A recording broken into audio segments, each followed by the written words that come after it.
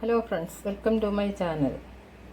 Ration അരി കൊണ്ട് അപ്പം ഉണ്ടാക്കുന്ന ഒരു റെസിപ്പി ആയിട്ടാണ് ഞാനിന്ന് വന്നിട്ടുള്ളത്.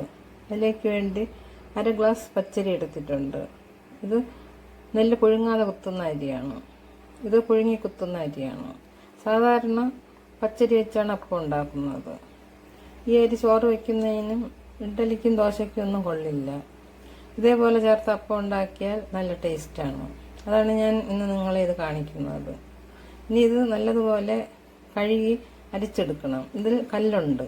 കല്ല് കളയുന്നതിന് വേണ്ടി അരിച്ചെടുത്തിട്ട് വേണം മിക്സിയിൽ അരയ്ക്കാൻ. പച്ചരി അരമണിക്കൂറാകുമ്പോൾ കുതിർന്നു വരും. ഈ അരി 1.5-2 മണിക്കൂറെങ്കിലും കുതിർക്കണം. എന്നിട്ട് വേണം അരയ്ക്കാൻ. ഇനി ഇതിനെ നല്ലതുപോലെ കഴുകിയെടുക്കാം. ഇതിപ്പോൾ നല്ലതുപോലെ കഴുകിയെടുത്തിട്ടുണ്ട്. ഇനി ഇത് കോരുന്നത് വരെ വെയിറ്റ് ചെയ്യാം. ഇത് ഇടുമ്പോൾ രണ്ടും 2 പാത്രത്തിലായിട്ട് ഇടണം. ഇതിലെ കല്ല് കളഞ്ഞതിന് ശേഷം രണ്ടും കൂടെ ഒന്നിച്ചിട്ടിട്ട് ആട്ടാം. ഈ അരി മില്ലിൽ കൊടുത്ത് പൊടിപ്പിച്ചാൽ പൊടിച്ച് വറുത്ത് തരും. ഒരു 4-5 കിലോ എങ്കിലും കൊടുക്കണം. അത് എത്ര ദിവസം വേണമെങ്കിലും കേടുകൂടാതെ ഇരിക്കും. കൊഴുക്കട്ട ഉണ്ടാക്കുന്നതിനും കൊള്ളാം. ജീരകവും തേങ്ങയും ഉപ്പും കൂടെ ചേർത്ത് കൊഴുക്കട്ട ഉണ്ടാക്കാം. ശർക്കര വെച്ച് കൊഴുക്കട്ട ഉണ്ടാക്കാം. അരി വെള്ളത്തിലിട്ടിട്ട് ഇപ്പോൾ 2 മണിക്കൂറായി. നല്ലതുപോലെ പോന്നിട്ടുണ്ട്. ഇനി ഈ പച്ചരിയും ഈ അരിയും ഒന്നിച്ചിട്ടിട്ട് പകുതി എടുത്ത് 2 പ്രാവശ്യമായിട്ട് അരയ്ക്കാം. തേങ്ങ ഞാൻ 1/2 ഗ്ലാസ് എടുത്തിട്ടുണ്ട്. നിങ്ങൾക്ക് വേണമെങ്കിൽ 3/4 ഗ്ലാസ് എടുക്കാം. ഇത് മട്ട അരിയുടെ ചോറാണ്. 2 ടേബിൾ സ്പൂൺ എടുത്തിട്ടുണ്ട്. വെള്ള അരിയുടെ ചോറായാലും മതി. ഇനി ഇതിനെ അരച്ചെടുക്കാം. ഇതിൽ പകുതി അരി ഇട്ടു. ഇനി ഇതിൽ 1/2 ഗ്ലാസ് വെള്ളം കൂടി ഒഴിച്ച് അരച്ചെടുക്കാം. ഇത് നല്ലതുപോലെ അരഞ്ഞു. ഇതേപോലെ അരയ്ക്കണം. ഇതേപോലെ എല്ലാം അരച്ചെടുക്കാം.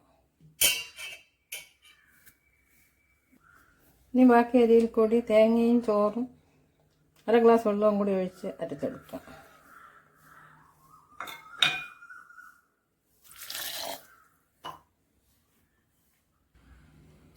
അതും നല്ലതുപോലെ അരിഞ്ഞു. ഇതിലിപ്പോൾ വെള്ളം കുറവായിട്ടാണ് ഇരിക്കുന്നത്. ഇനി മിക്സിയുടെ ജാർ കഴുകിയ വെള്ളം കൂടി ഇതിലൊഴിക്കാം. കുറച്ച് വെള്ളം ഒഴിച്ച് ഇളക്കിയിട്ട് നോക്കാം. കുറച്ച് വെള്ളം കൂടി ഒഴിച്ചു. 1/2 ഗ്ലാസ് വെള്ളം ഒഴിച്ചു. ആട്ടിയപ്പോൾ 1 ഗ്ലാസ് വെള്ളം ഒഴിച്ചു.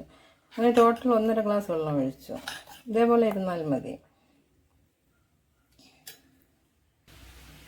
ഇനി രാവിലെ ഇതിൽ 1 നുള്ളു സോഡാപ്പൊടിയും ആവശ്യത്തിന് ഉപ്പും കുറച്ച് പഞ്ചസാരയും കൂടി ചേർത്ത് കലക്കി 10 മിനിറ്റ് വച്ചതിന് ശേഷം ചുടാം.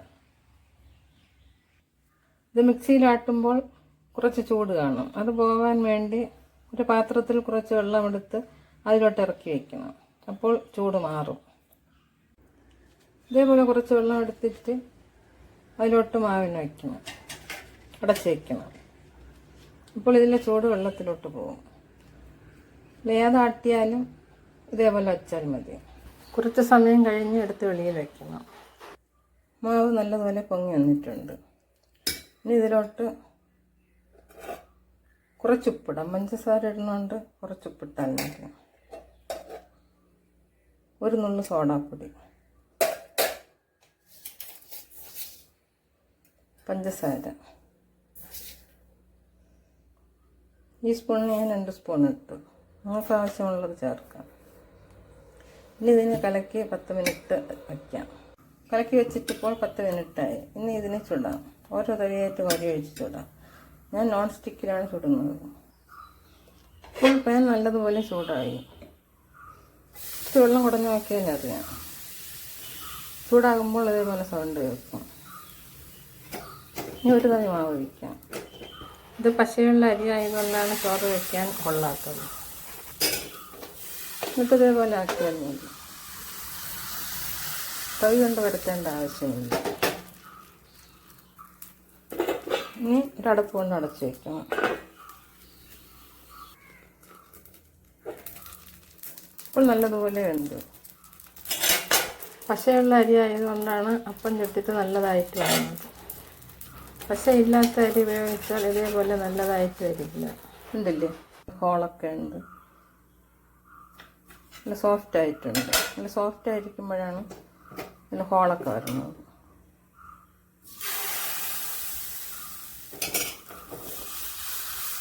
കുറച്ചുകൂടെ മാവ് ഒഴിച്ചാൽ കുറച്ചുകൂടെ വലുതായിട്ട് ഇത് പരത്താം.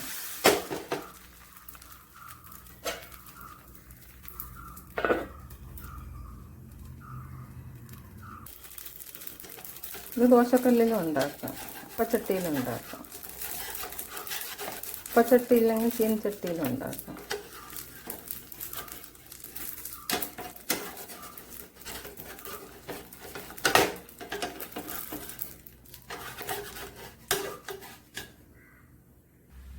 ഇനി ചീനച്ചട്ടിയിൽ ഉണ്ടാക്കുന്നത് കാണിക്കാം. അങ്ങനെ ആദ്യം കുറച്ച് നല്ലെണ്ണ ഒഴിക്കണം, എന്നിട്ട് ഇതുപോലെ ആക്കണം.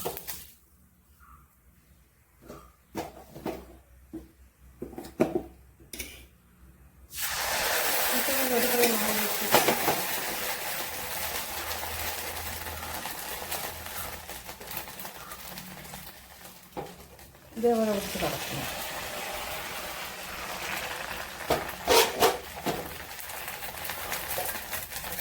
എന്നിട്ട് അടച്ചു വയ്ക്കണം.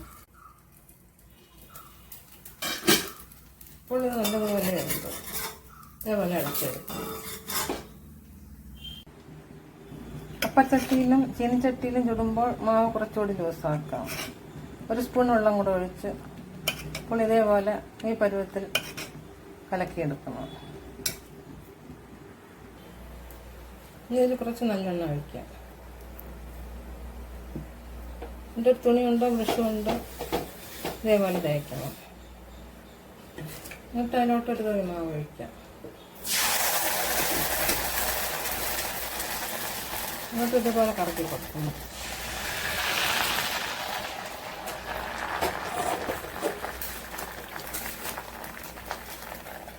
എന്നിട്ട് അടച്ചു വയ്ക്കണം. ഇപ്പോൾ നല്ലതുപോലെ വെന്തിട്ടുണ്ട്. ഇതേപോലെ കിട്ടും. വെള്ളം കുറഞ്ഞിരുന്നാൽ കുറച്ചുകൂടെ കട്ടിയായിരിക്കാം.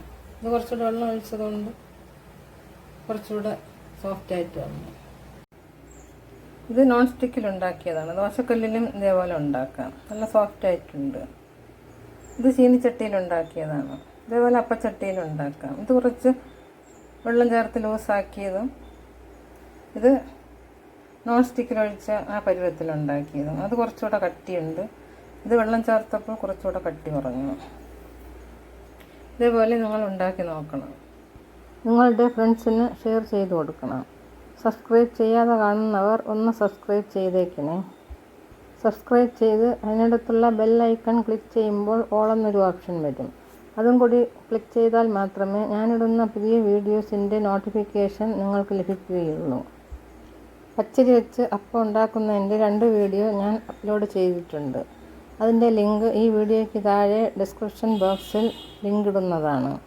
അത് നിങ്ങൾ കാണണം. അടുത്തൊരു പുതിയ വീഡിയോ ആയിട്ട് വരുന്നതുവരെ എല്ലാവർക്കും താങ്ക് യു.